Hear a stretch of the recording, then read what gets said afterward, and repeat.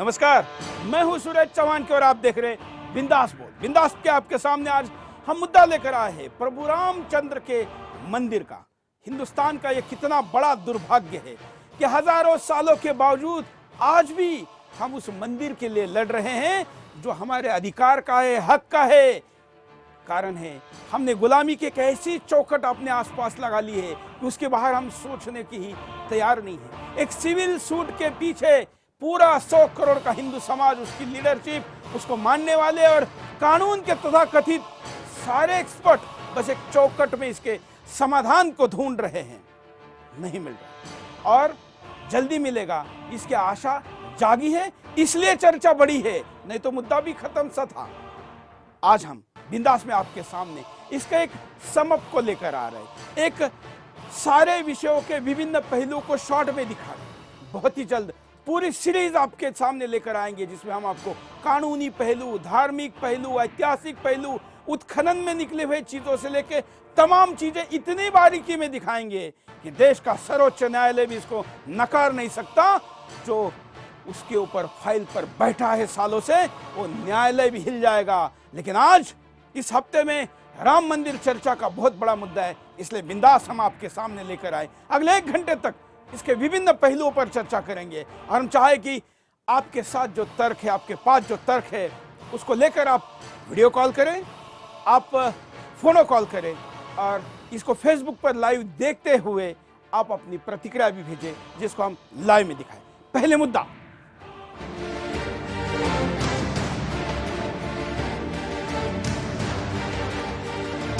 Supreme court ने कहा है आपसी सुलह समझौते से राम मंदिर बने, सभी पक्ष आपस में बातचीत करें। बातचीत के जरिए मंदिर मुद्दे को अदालत के बाहर सुलझाया जाए। लेकिन बाबरी ढांचे के पैरोकार कोर्ट की बात मानने को तैयार नहीं हैं। तो वहीं देशवासियों का मानना है कि मंदिर को सभी की सहमति से जल्दी बनाया जाए। जी हाँ, कुछ लोग अभी भी राम मंदिर निर्माण में रोकने में लगे हुए हैं। इलाहाबाद हाई कोर्ट की बेंच पहले ही मान चुकी है कि यहीं राम जन्मभूमि है। इलाहाबाद हाई कोर्ट की बेंच के तीनों जजों ने सर्वसहमति से माना है कि यहीं भगवान राम का जन्म हुआ था। 3 जजों की बेंच में एक जज मुस्लिम थे, क्योंकि पुरातत्व विभाग की खुदाई में कुछ ऐसी वस्तुएं मिली जो साबित करती हैं कि 1000 ईस्वी पूर्व यहाँ भगवान राम का भव्य मंदिर था। ऐसे में इन साक्ष्यों को नकारना मुश्किल ही नहीं, नामुमकिन है।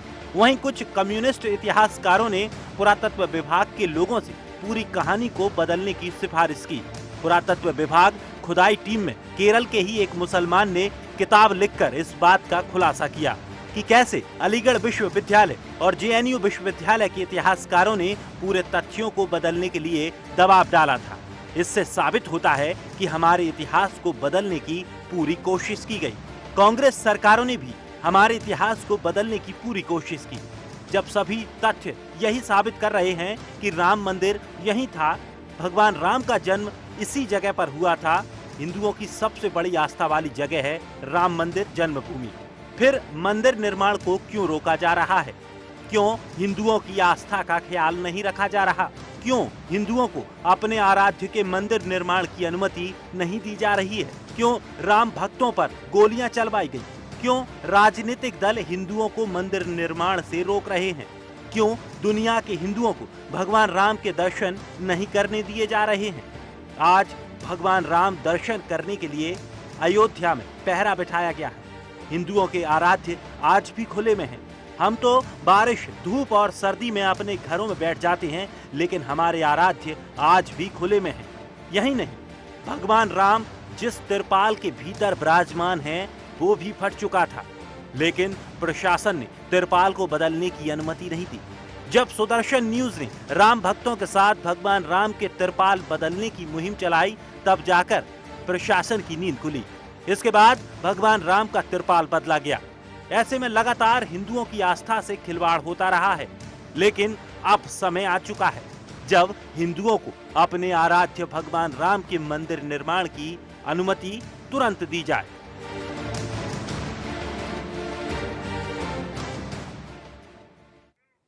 कैसा इस देश का न्यायालय है?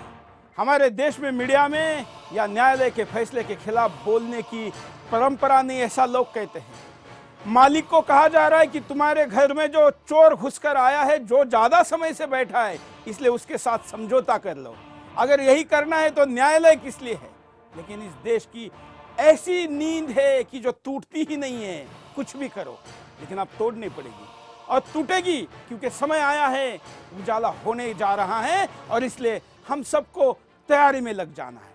बस हम सत्य बताकर तैयारी करना चाहते हैं, इसलिए सारे तथ्य आपके सामने रख रहे हैं। हमारे साथ वीएचपी के प्रवक्ता विनोद बंसल जी इस पूरे शो में जुड़े रहेंगे। विनोद जी, आपका स्वागत है। हमारे साथ परवेज इकबाल भी जुड़े रहेंगे फोनों पर, यहां तक नहीं पहुंच पाए हैं।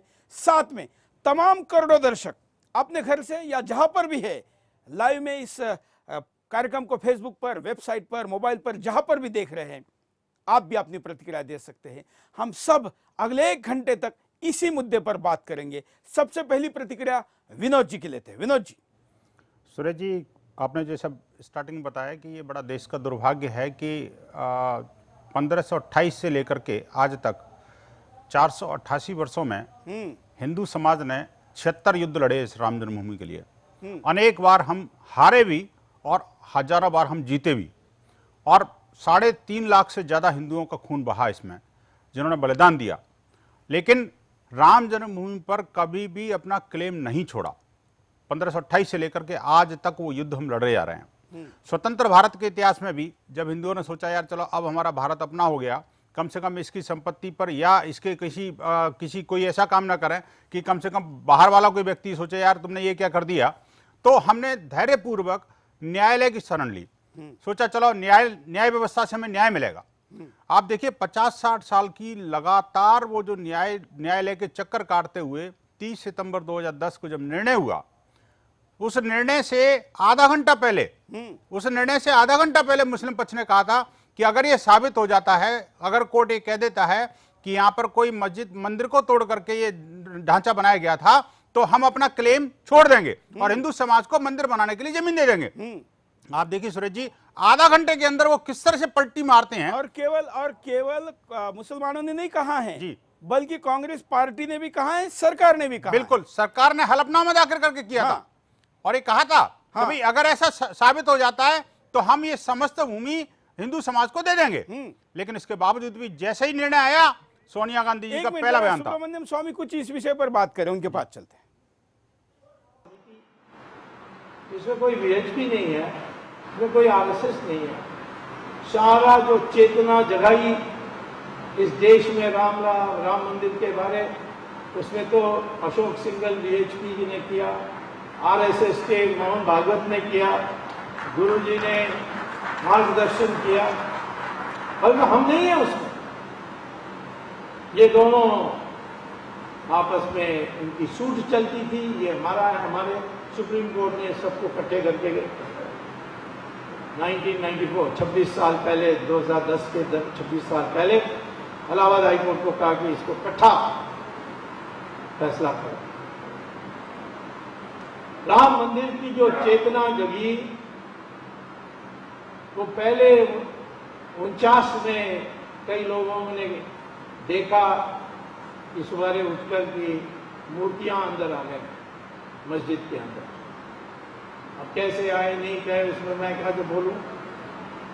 एफआईआर में भी लिखा है कि लोग कहते हैं कि रात को देवता लोग आकर रखकर गए, और वो जो कांस्टेबल का नाम है जिसने एफआईआर भरा उसका भी राम है, कांस्टेबल का नाम भी। अब तो वैसे ही रहा, ताला लगा हुआ था, पूजा बाहर से करना होता था। और 1986 में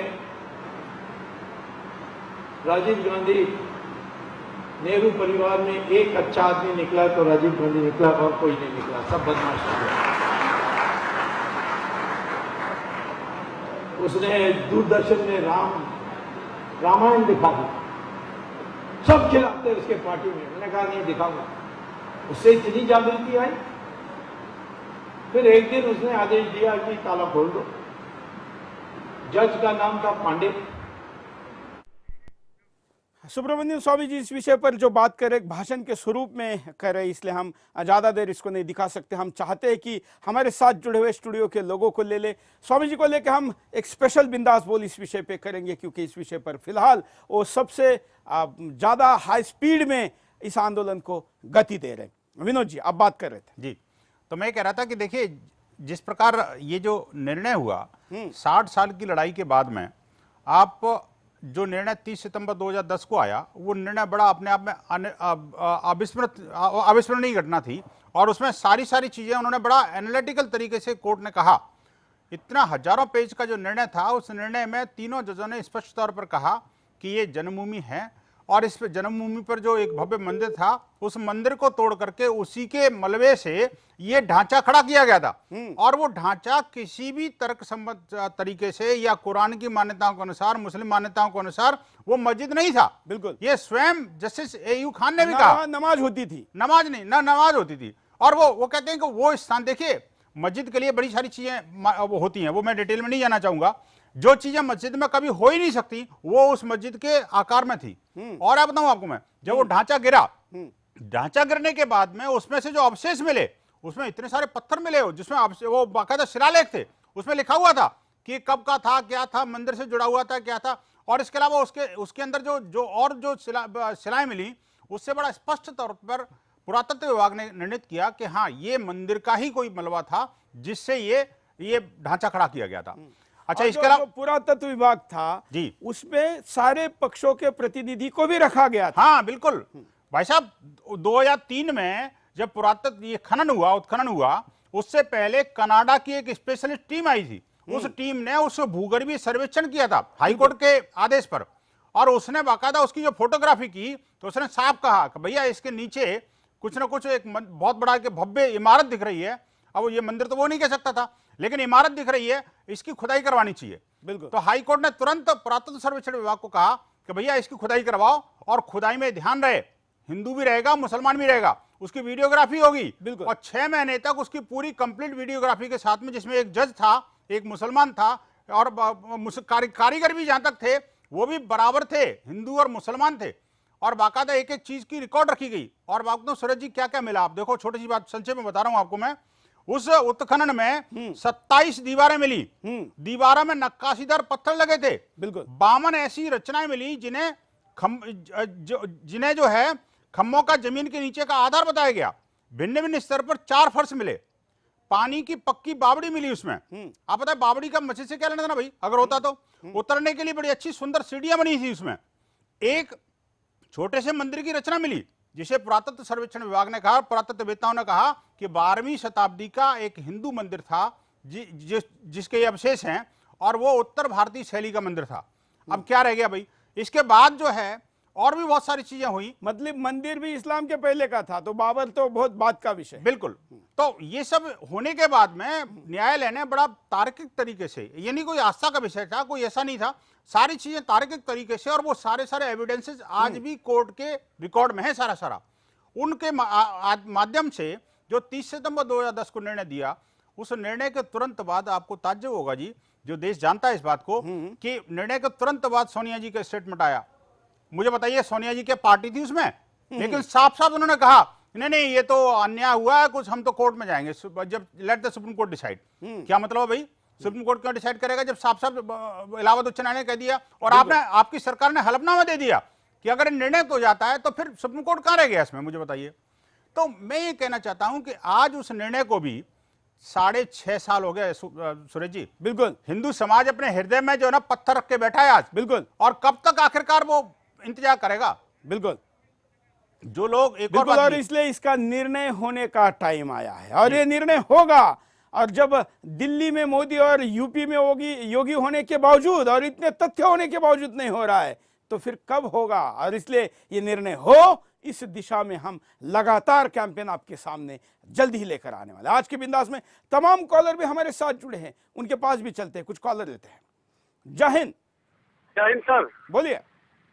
मैं ये बोलना चाहता हूँ, अगर राम मंदिर में कोई रुकावट है तो बीजेपी और आरएसएस का हाथ है इनको रोकने का। आस्था इनका कोई आस्था नहीं है राम मंदिर में।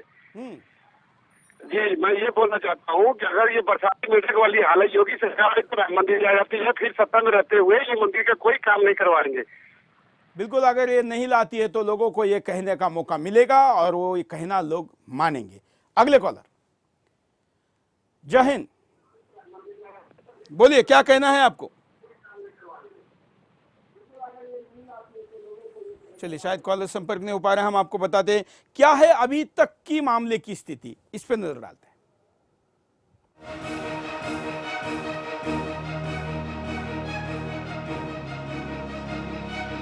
मर्यादा पुरुषोत्तम श्री राम की जन्मस्थली पर भव्य मंदिर बनने के शुभ संकेत आने लगे हैं। अब तो देश की सर्वोच्च अदालत ने बीजेपी नेता सुब्रमण्यम स्वामी की याचिका पर कहा है कि राम जन्मभूमि पर मंदिर बनाने के लिए दोनों पक्षों को बातचीत कर हल निकालना चाहिए। अदालत ने कहा है कि ये अच्छा होगा कि दोनों समुदाय बाहर ही बातचीत कर हल निकाल ले। बोलो राम मंदिर कब बनेगा, पूछे राम भक्तों से अयोध्या, जा रही है आबरू महासंग्राम चाहिए, जा रही है आबरू महासंग्राम चाहिए, आज कल युग में राम भक्तों को अपना राम चाहिए। कोर्ट ने ये भी कहा है कि अगर जरूरत होगी तो कोर्ट इस मामले में मध्यस्थता करने को तैयार है। सर्वोच्च अदालत के फैसले को पूरे देश ने तहे दिल से स्वागत किया है। विशाल मंदिर मस्जिद के नीचे है और इसीलिए एक मंदिर पहले था, ये बात सिद्ध हो गई। तो ये सारी चीज़ों को ले करके, और ये भी जब सऊदी अरेबिया और अन्य देशों में, मुस्लिम देशों में मस्जिद को एक नमाज़ पढ़ने की जगह मानते हैं और नमाज कहीं भी पढ़ा जा सकता है। तो मेरा सुझाव है, मैं नहीं कह रहा हूँ कि ये मान्य सुझाव है, परंतु सुझाव है कि सरयू नदी के उस पार एक मस्जिद बने और यह सारा जो राम जन्मभूमि है वो राम मंदिर के लिए सौंपा जाए। तो ये हम चाहते हैं कि न्यायाधीश एक मीडिएटर, ये जो मध्यस्थ करने के लिए कोई एक न्यायाधीश को का नाम सुझाए, और मैं आशा करता हूं कि ये फैसला कोर्ट की तरफ से अपेक्षित है। लेकिन लगता है कि कुछ लोग हल की नहीं विवाद बने रहने की मंशा पाले हुए हैं और देश में धार्मिक सौहार्द उन्हें बर्दाश्त नहीं है। बाबरी एक्शन कमेटी के संयोजक जफर याब जिलानी का कहना है कि अगर सुप्रीम कोर्ट लिखित में कुछ कहता है या हमें आदेश देता है कि आपको समझौते के लिए आना चाहिए तो हम जाएंगे। जिलानी ने कहा है कि अगर सीजेआई हमें बातचीत के लिए बुलाते हैं तो हम जाएंगे। उन्होंने कहा कि कोर्ट के बाहर समझौता मुश्किल है। इससे आगे बढ़ते हुए जिलानी ने कहा कि सवाल ये है कि देश संविधान से चलेगा या आस्था से। Working committee of the All India Muslim Personnel Law Board will consider upon it with full respect to the Honorable Chief Justice. But right from Shankaracharya of Kachi Court to the level of Prime Minister, twice Prime Minister had tried to convince meetings of both the parties and they had failed. Then the mosque was demolished by them. Therefore, private negotiations are not possible and no settlement is possible at private negotiations. But if the Chief Justice intervenes, if he mediates, definitely we have confidence upon the Chief Justice. He can think over it in whatever manner his lordship passes any order. पहले Babri action committee का तर्क था कि अदालत फैसला करे। अब अदालत खुद बातचीत को कह रही है। तब बाबरी कमेटी का कहना है कि हमें अदालत लिखित में दे। देश के सुप्रीम कोर्ट के मुख्य जज हमें खुद मिलने के लिए बुलाए और सवाल दागते हैं कि देश संविधान से चलेगा या आस्था से। क्या सुप्रीम कोर्ट के जज संविधान को नहीं जानते हैं या फिर अदालत आस्था से चलती है? जब सर्वोच्च अदालत ने बातचीत की पहल और मध्यस्थता करने को कहा है, तब बाबरी कमेटी क्यों बहाने बना रही है? क्या हल की बजाय उन्होंने राम मंदिर बनने के रास्ते में रोड़ा अटकाने को नाक की लड़ाई बना लिया है? लेकिन रोड़ा अटकाने वालों को एक बात याद रखनी चाहिए, अदालत ने ये भी कहा है कि अगर आप बातचीत के लिए आगे नहीं आएंगे तो फिर अदालत खुद फैसला सुनाएगी। रोड़ा अटकाने वाले शायद ये नहीं जानते कि आस्था भी संविधान के दायरे में आती है।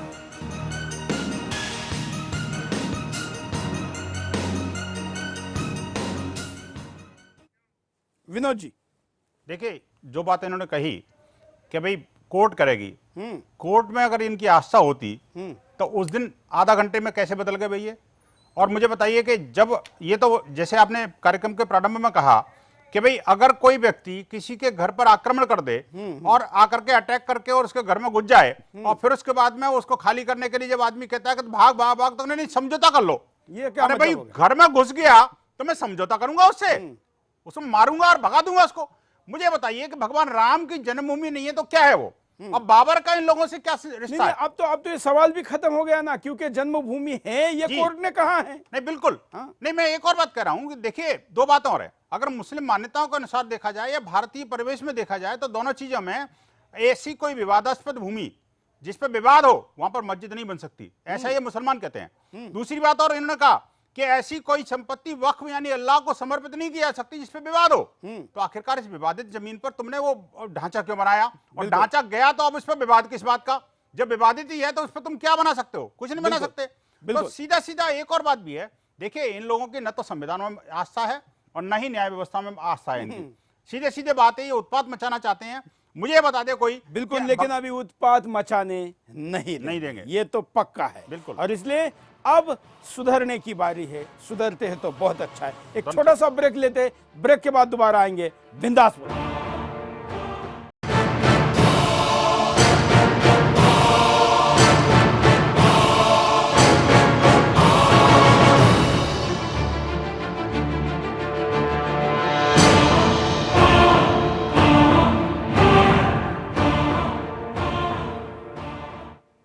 ब्रेक के बाद आपका एक बार फिर से स्वागत है। बिंदास बोल देख रहे हैं और बिंदास में आपके सामने हम मुद्दा लेकर आए राम मंदिर का। और आज की इस मुद्दे में तमाम प्रतिक्रिया हमारे सोशल मीडिया की साइट पर भी जो आ रहे हैं, हम यहाँ पर स्क्रॉल में इसको चला रहे हैं। आप फेसबुक पर लाइव देखते देखते अपनी प्रतिक्रिया को टाइप करिए और सीधे टीवी पर देखिए। आपके नाम के साथ हम आपके अभिव्यक्ति को लोगों के सामने लेकर जा रहे हैं। हम आपकी बातों को विदाउट सेंसर लोगों के सामने टेलीफोन कॉल और स्काइप पे भी दिखाते हैं।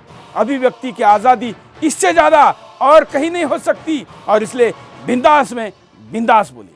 विनोद जी हमारे साथ जुड़े हैं। विनोद जी, ब्रेक के पहले आप कुछ कह रहे थे। हाँ, मैं ये कह रहा था, देखिए जो लोग ये कहते हैं कि भाई माननीय सर्वोच्च न्यायालय के मुख्य न्यायाधीश उनको इन्विटेशन दें, मैं पूछना चाहता हूं आखिरकार उनको इन्विटेशन किस लिए चाहिए? 1961 में देखिए हमने 1950 में पहला मुकदमा दायर किया था, उसके बाद ये 11 साल बाद कूदे उसमें, और 1961 में सुन्नी सेंट्रल वक्फ बोर्ड ने जो अपनी अपील दायर की थी उसके खिलाफ जो है ना माननीय सर्वोच्च न्यायालय उच्च न्यायालय ने भी 15 साल तक केस को सुना, और उसके बाद अंत में निर्णय क्या दिया कि तुम्हारी तो जो बेसिक जो प्ली थी वही खारिज कर दी, इनका मुकदमा ही खारिज कर दिया। जब मुकदमा ही खारिज हो गया तो ये तो पार्टी नहीं बचे उसमें। जब पार्टी नहीं बचे तो काय के लिए इन्विटेशन होना, मुझे लगती है। बिल्कुल, और इनसे इन्विटेशन नहीं होना तो बातचीत भी किससे हो और क्यों हो? बिल्कुल, तो मैं ये कहना चाहता हूं आखिरकार बात तो उनसे करनी चाहिए जो वास्तव में बात के हकदार हो। एक और बात भी है, मैं ये जानना चाहता हूं आखिरकार बात किस लिए हो? जब संतों ने तय कर दिया, और अब तो आज की जो वर्तमान जो पार्टी है, जो सत्ताधारी पार्टी है, उसके पार्टी ने भी अब पालमपुर अधिवेशन में बिल्कुल प्रस्ताव पारित करके कहा था कि जो संतों ने निर्णय दिया है कि हम संसदीय कानून के अनुसार श्री राम जन्मभूमि पर भव्य मंदिर का निर्माण करेंगे और उसके लिए मार्ग प्रशस्त करेंगे, और उसके बाद में चुनाव घोषणा पत्र में सब कुछ लिखा हुआ है। बिल्कुल, तो हमें विश्वास है कि आज की जो सत्ता है, चाहे केंद्र की हो या यूपी की हो, वो जल्दी से जल्दी इस मार्ग में अपना कंट्रीब्यूशन करेगी और राम मंदिर के लिए मार्ग प्रशस्त करेगी। अब ये लोग फालतू के जो बकवास करते हैं उनकी बकवास बंद होनी चाहिए। बिल्कुल। कॉलर के पास चलते हैं, कॉलर क्या कहते हैं ये भी सुनते हैं। जय हिंद, बोलिए। सर, मैं नवल गुप्ता बोल रहा हूँ। हाँ, ये जो राम मंदिर है, ये अयोध्या में जो है, ये अयोध्या जो है हमारे श्री राम जी की है, और इसमें जो यहाँ के मुसलमान हैं जिन्हें आपत्ति होती है कि यहाँ मंदिर क्यों है, अगर इन्हें आपत्ति इतनी है तो इन्हें बाहर जो कर दिया जाए, तो मंदिर तो वहीं बनकर रहेगा। आज हमारे योगी जी ने आकर पहली बार ये बात उठाई है और वो बनवाना चाहते हैं, उसमें भी लोगों को समर्थन नहीं देना चाह रहा कोई भी। ऐसा क्यों?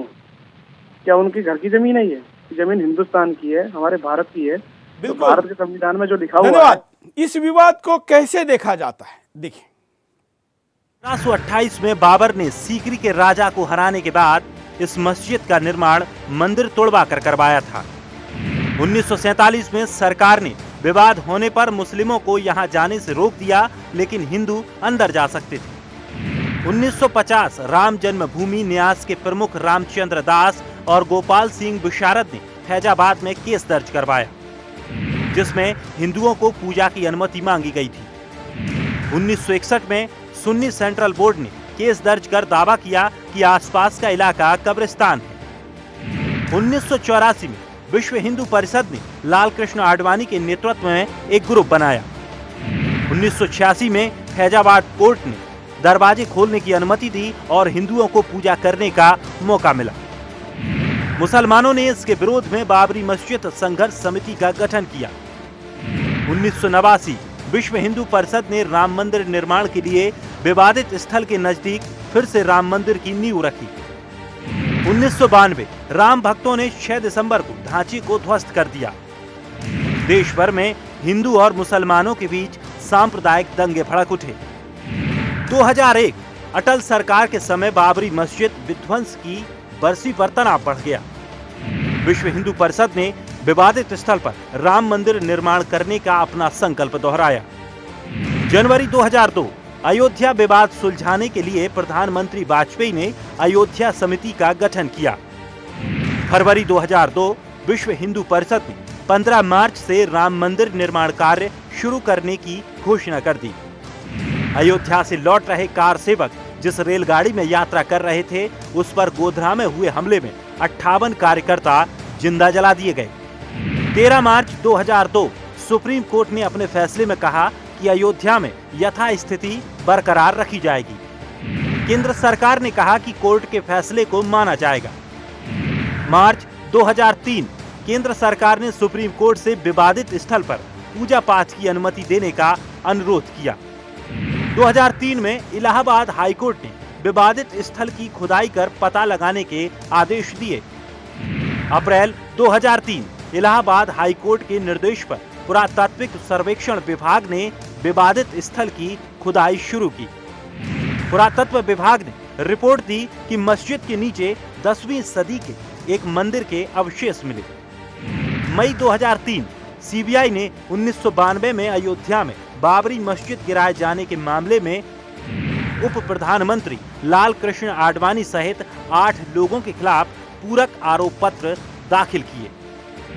अगस्त 2003 भाजपा नेता और उप प्रधानमंत्री ने विहिप के इस अनुरोध को ठुकराया कि राम मंदिर बनाने के लिए विशेष विधेयक लाया जाए। अप्रैल 2004 आडवाणी ने अयोध्या में अस्थायी राम मंदिर में पूजा की और कहा कि मंदिर का निर्माण जरूर किया जाएगा। जनवरी 2005 लाल कृष्ण आडवाणी को अदालत में तलब किया गया। जुलाई 2005 में 5 हथियारबंद चरमपंथियों ने विवादित परिसर पर हमला किया, जिसमें 5 चरमपंथियों सहित 6 लोग मारे गए। हमलावर बाहरी सुरक्षा घेरे के नजदीक ही मार डाले गए। 30 जून 2009 लिब्राहन आयोग ने 17 वर्षों के बाद अपनी रिपोर्ट प्रधानमंत्री मनमोहन सिंह को सौंपी।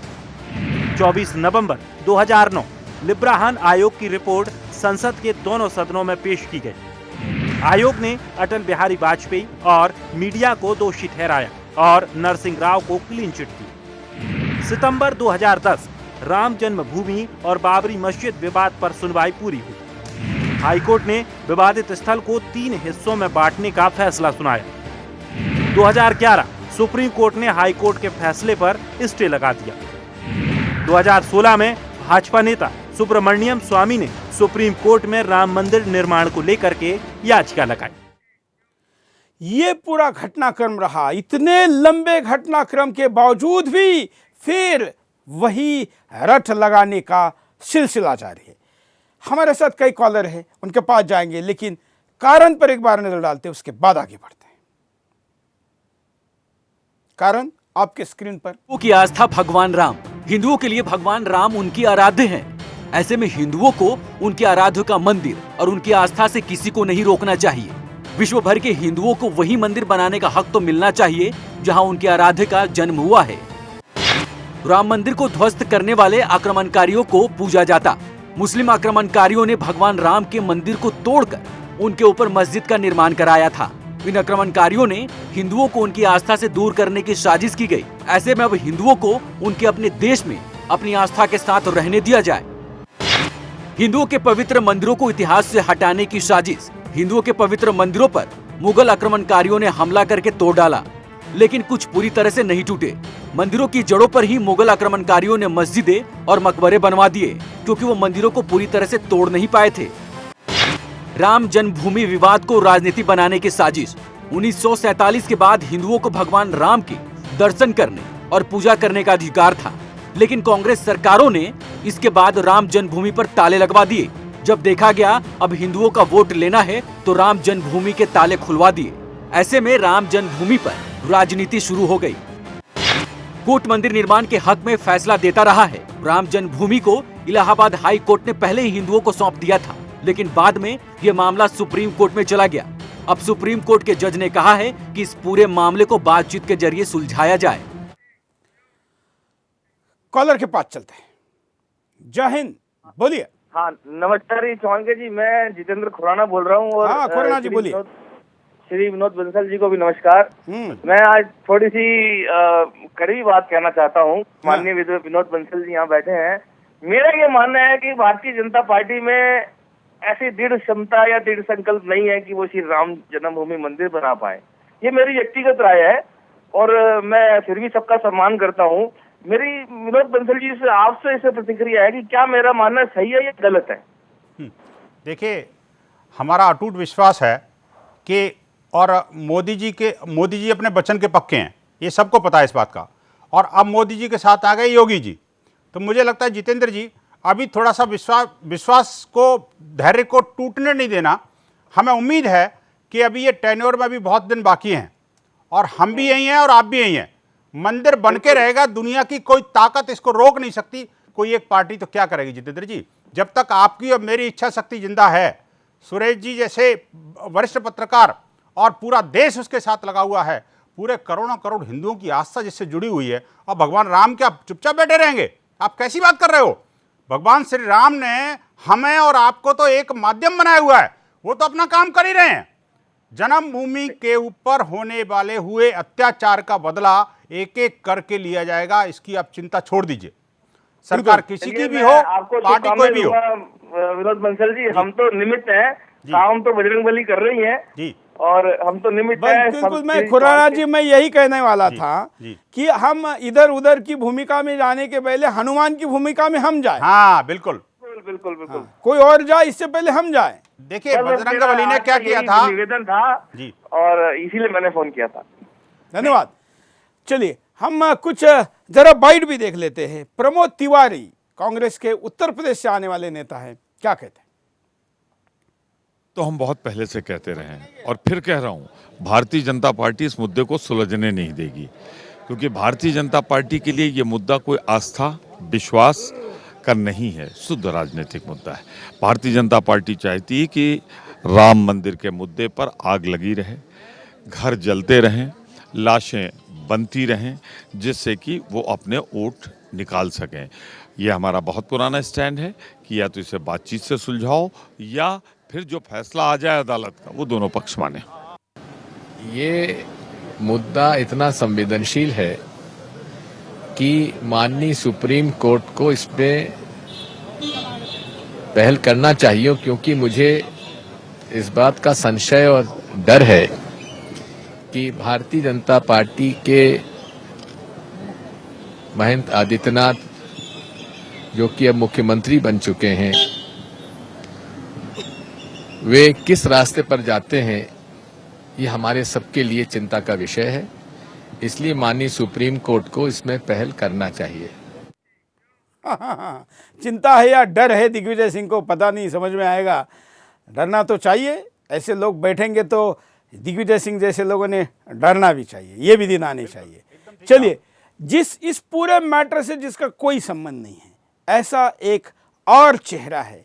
चेहरा क्या, ये गंदा चेहरा है। ओवैसी क्या कहता है, देखिए। सुप्रीम कोर्ट का ऑब्जर्वेशन है, सुब्रमण्यम स्वामी को चाहिए था कि बताते कि माजी में 6 मरतबा इस तरह की कोशिश हुई है। पर्सनल लॉ बोर्ड का स्टैंड ये है कि अब कोई बातचीत नहीं हो सकती, सिर्फ सुप्रीम कोर्ट इस मसले की रोज सुनवाई करे।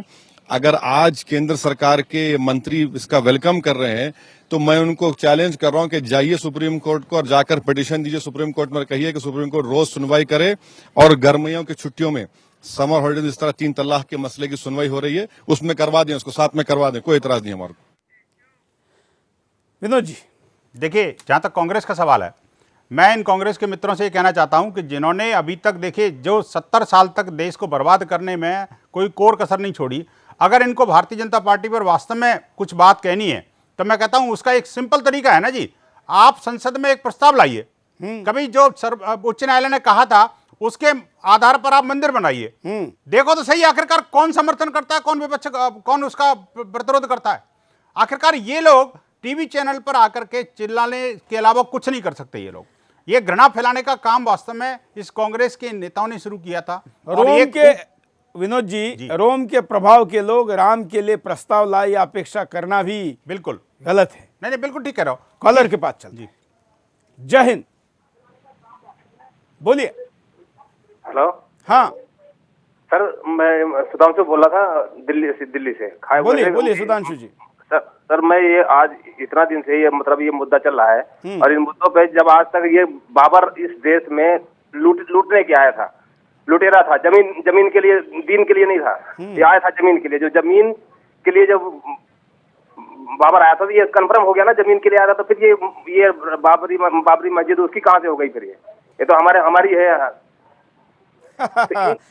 ये तो कुछ ऐसा शब्द बोलना कितने लोगों को पसंद आएगा मुझे पता नहीं, लेकिन जब सत्य समझाना हो तो बहुत ज़रूरी कटु शब्दों का उपाय करना पड़ता है। और जब मुद्दा राम जैसे आदर्श व्यक्तिमत्व जिस पर 100 करोड़ से ज़्यादा लोगों की आस्था है, तब ये शब्द कहने पड़ते हैं कि कुछ बलात्कारी औलादे भी अपने माँ पर जिसने बलात्कार किया ऐसे बाप को मानती है, ऐसे बलात्कारी को बाप मानती है, और उसके मानने में अपने आप को स्वाभिमान दिखाती है। इसकी भी कमी दुनिया में नहीं है, क्योंकि ये भी किसी पश्चिमी फिलोसोफर ने कहा है कि अगर आप बलात्कार का विरोध नहीं कर सकते तो उसका आनंद लीजिए। और उसका आनंद लेने वालों की फौज आप देख रहे हैं। परिणाम देखते हैं कि क्या होगा, देखिए। हिंदुओं की आस्था से खिलवाड़ होता रहेगा। ऐसा लगता है जैसे हिंदुओं की कोई आस्था नहीं है। संविधान सभी को अपनी आस्था और धर्म के अनुसार मंदिर मस्जिद बनवाने का अधिकार है, तो फिर हिंदुओं को क्यों नहीं? राम जन्मभूमि हिंदुओं के आराध्य भगवान राम की जन्मभूमि है, तो हिंदुओं को अब वहां मंदिर बनाने का हक तो होना चाहिए। भारत के धार्मिक स्थलों का फिर से निर्माण नहीं हो पाएगा। अयोध्या, बनारस, मथुरा, आगरा, दिल्ली और गुजरात में कई ऐसे धर्म स्थल हैं जो पहले मंदिर के रूप में जाने जाते थे या फिर हिंदू राजाओं के महल हुआ करते थे, लेकिन अब या तो मस्जिदों में बदल गए हैं या फिर मकबरों में। ऐसे में सभी हिंदुओं को आगे आकर ऐसे स्थलों के लिए आगे आना चाहिए। हिंदुओं के धार्मिक स्थलों पर राजनीति होती रहेगी। हिंदुओं के धार्मिक स्थलों पर राजनीति लगातार जारी है। ऐसे में हिंदुओं को आगे आकर अपने धार्मिक स्थलों को बचाना चाहिए, क्योंकि यही समय है जब आप अपनी डूबी हुई आस्थाओं और इतिहास को फिर से पा सकते हो। मुसलमानों के प्रति देश में अविश्वास बढ़ेगा। होना तो ये चाहिए था कि मुसलमानों को आगे आकर हिंदुओं से खुद मंदिर निर्माण के लिए बोलना चाहिए था, क्योंकि राम जन्मभूमि हिंदुओं की आस्था से जुड़ा मामला है। ऐसे में मुसलमान हिंदुओं के दिलों में जगह बना सकते थे, लेकिन ऐसा होने वाला नहीं है। हिंदू एकजुट होकर संसद के जरिए राम मंदिर बनाने पर जोर देने लगेंगे, क्योंकि कानून का पता नहीं कब फैसला होगा। वही हिंदू सरकार पर मंदिर निर्माण कानून बनाने का दबाव बनाने लगेंगे। ऐसे सरकार दबाव में आकर मंदिर निर्माण का रास्ता साफ करेगी ही, क्योंकि सरकार के पास कोई दूसरा उपाय नहीं है। राकेश सिन्हा जी ने इस विषय पर क्या कहा है, ये भी दिखाते हैं। आरएसएस कभी भी बंद मस्तिष्क से काम नहीं करता है। माननीय मुख्य न्यायाधीश ने जो कहा है कि वार्तालाप के द्वारा इसका समाधान होना चाहिए, मैं आपको याद दिला दूं मोहन भागवत जी के एक वक्तव्य का और एक सूत्र का। इलाहाबाद उच्च न्यायालय के फैसले के बाद उन्होंने कहा था, यह न किसी की जीत है न किसी की हार। यह साफ संकेत था कि हम मिल बैठकर बिना किसी मूछ की लड़ाई का इसका समाधान कर सकते हैं। फिर उन्होंने एक रास्ता भी सुझाया था, राम जन्मभूमि का समाधान हो सकता है। तो मुझे लगता है कि मोहन जी ने जो सूत्र सुझाया था वो एक बहुत ही महत्वपूर्ण और रचनात्मक सूत्र है, और वो वार्तालाप का आधार हो सकता है। विनोद जी, नहीं, बहुत महत्वपूर्ण बात है। इसमें हमारा तो एक ही कहना है। देखिए, जो मुस्लिम समुदाय ने, जो मुस्लिम जो नेता थे उस समय, जो उन्होंने वादा किया था कि अगर ये साबित हो जाता है कि इसके नीचे मंदिर था तो हम अपना क्लेम छोड़ देंगे। इसके बाद भारत सरकार ने सुप्रीम कोर्ट में हलफनामा दाखिल करके कहा था 1993 में कि अगर ये साबित हो जाता है कि ये मंदिर को तोड़ करके ढांचा बनाया गया था, तो हम समस्त भूमि इंक्लूडिंग वो जो 70 भूमि जो बाद में भारत सरकार ने अधिकृत की थी, वो सब हिंदुओं को सौंप देंगे। बिल्कुल। और लेकिन 93 में जिस सरकार ने ये दिया था, इस बार जब ये निर्णय हुआ 6.5 साल पहले, तब मनमोहन सिंह ने उस पर बोलना चाहिए था, लेकिन मनमोहन सिंह नहीं बोले, देश के कानून मंत्री नहीं बोले, बोले नहीं सकते, सोनिया गांधी बोली। सोनिया गांधी, वो बात वही थी ना जी, हिंदू समाज का दमन करना ये कांग्रेस की शुरू से नीति रही है। बिल्कुल। अब मैं तो कहता हूं, देखिए कि अब जो है ना, जो संतों ने तय किया है और जो बहुसंख्यक हिंदू समाज आज भी कानून में अपनी न्याय व्यवस्था में विश्वास करता है, हम ये कहते हैं कि अब संसद में जिस तरह से सोमनाथ मंदिर के लिए एक कानून बना था, उस कानून के तहत जो है स्वयं हमारे तत्कालीन राष्ट्रपति उन्होंने उसका उद्घाटन किया था। आखिरकार उस मंदिर को उस तरह से क्यों नहीं बनाया जा सकता? आखिरकार मैं ये पूछना चाहता हूं कि किस मुसलमान की या किस भारतीय की श्रद्धा उस बलात्कारी बाबर के साथ होगी? आखिरकार उसके साथ रहकर के कोई क्या हासिल करना चाहता है? आखिरकार मैं ये जानना चाहता हूं। देखिए, संतों ने ये 3 चीजें तय की थी सूरज जी। उन्होंने कहा था कि मंदिर वहीं यानी जन्मभूमि पर बनेगा, चाहे कुछ भी हो जाए। और दूसरा ये कहा कि वो जन्मभूमि के टुकड़े नहीं। तीसरी बात ये थी कि वहां पर अयोध्या की सांस्कृतिक सीमा के अंदर कोई नई मस्जिद नहीं। चौथी और अंतिम बात उन्होंने कही थी कि भारत की भूमि पर कहीं भी, भारत की पवित्र भूमि पर बाबर के नाम पर कोई मस्जिद नहीं। ये सत्य संकल्प जो है, जो संतों ने किया था, उस संकल्प पर हम पूरा समाज विश्व हिंदू परिषद का एक एक कार्यकर्ता अडिग है। हम उस संकल्प को पूरा करने के लिए अडिग हैं और हम उसको पूरा करके रहेंगे। विनोद जी, अगर रोम में ख्राइस्ट के बगैर कुछ नहीं और बन सकता, रोम में राम मंदिर नहीं बन सकता, हनुमान मंदिर नहीं बन सकता, ये भी छोड़ी मस्जिद भी नहीं बन सकती। बिल्कुल। काबा में ना चर्च बन सकता है ना मंदिर बन सकती है, लेकिन अयोध्या में इतनी मस्जिदें हैं जितने मुसलमान नहीं हैं, फिर भी एक और चाहिए। ये हिंदुस्तान में हो सकता है क्योंकि यहाँ का बहुसंख्यक हिंदू समाज जो सेक्युलरता के नाम पर इतना दबते दबते दब गया है कि अब मर गया है, उसको जागने का टाइम आया है। उपायों पर नजर डालता है।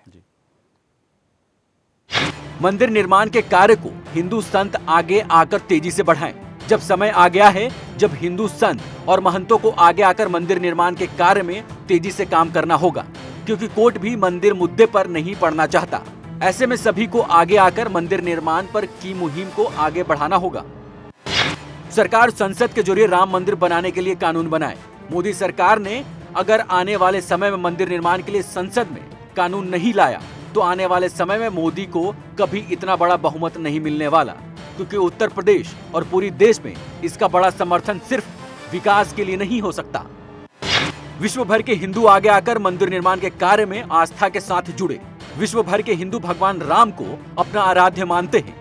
ऐसे में सभी को आगे आकर मंदिर निर्माण के कार्य को तेजी से बढ़ाना होगा, क्योंकि अब सबसे उपयुक्त समय है जब हमें मंदिर निर्माण के लिए तेजी लाने की जरूरत है। मुसलमान खुद आकर मंदिर निर्माण में सहायता करें। मुसलमानों को चाहिए कि वो किसी न किसी तरह से मंदिर निर्माण में सहायता करें। अगर मुसलमान मंदिर निर्माण खुद आगे आकर सहायता करते हैं तो हिंदू मुसलमानों के लिए दूसरी जगह पर एक भव्य मस्जिद का निर्माण करा सकते हैं। विनोद जी, मैं आपका आभारी हूं, आपने टाइम निकाला इस कार्यक्रम में जुड़े। मैं तमाम दर्शकों का भी आभारी हूं कि आपने समय निकाला।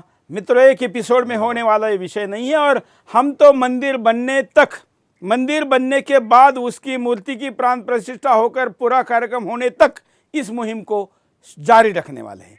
हम एक बहुत बड़े पैमाने पर कैंपेन ला रहे हैं जिसमें हम सच में हिंदुस्तान का अराजनैतिक मुसलमान, जो कि मुसलमानों को भड़काकर उनको दिशा भ्रमित करने वाला राजनीतिक नेतृत्व तो छोड़ के दूसरा मुसलमान क्या कहता है, इसका फैक्चुअल फिगर भी हम आपके सामने रखने के लिए कुछ सर्वे ला रहे हैं। वो कैमरे के सामने होंगे। हिंदू क्या सोचता है ये भी ला रहे हैं, और तमाम 19 पहलू, जिन पहलुओं को देखने के बाद अंधा भी आंखें हैं ऐसा मानकर सत्य स्वीकारेगा, बहरा भी सुनने की बात कहेगा, ऐसे 19 तथ्यों को लेकर हम आपके सामने एक लंबी सीरीज जल्दी लाने वाले। और ये सीरीज केवल एक टीवी शो नहीं है, यह जन सहभाग का अभियान रहेगा। और इस अभियान से अगर आप जुड़ना चाहते हैं तो हमारे तमाम जो सोशल मीडिया के हैंडल हैं उस पर आप हमारे साथ जुड़िए। हमारे वेबसाइट पर हम इसके लिए जल्दी एक सेक्शन अनाउंस करने वाले हैं राम जन्मभूमि इस विषय का ही, जो कि राम नवमी के पहले शुरू हो जाएगा। हम चाहेंगे कि इस पर भी आप जुड़े, हम सब मिलकर एक फोर्स की तरह एक सत्य के लिए लड़े। ये मुद्दा केवल धार्मिक नहीं है, ये मुद्दा केवल आस्था का भी नहीं है, ये मुद्दा 360 डिग्री उन सब चीज़ों का है जिसमें सत्य सम्मिलित होता है। और इसलिए जो धर्म को नहीं मानते, सत्य तो उनको भी मानना पड़ेगा ना। और इसलिए एक सत्य के लड़ाई के लिए तैयार हो जाइए। सुदर्शन इस अभियान को जल्दी शुरू कराएं। आज के लिए इतना ही। जय हिंद।